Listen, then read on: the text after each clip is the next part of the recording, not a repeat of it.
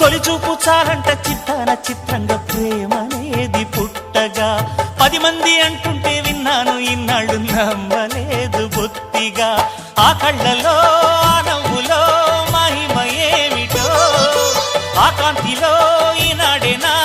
ఉదయమైనదో